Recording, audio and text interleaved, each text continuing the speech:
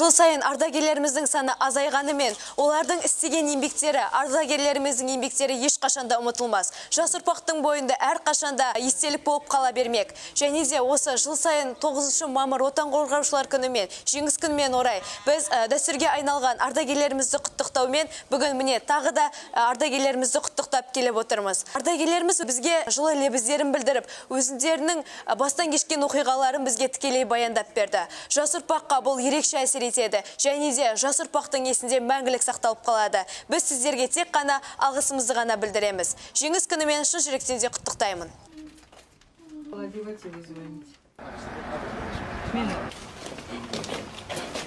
Жасман, денсаулығыңыз олай, аман.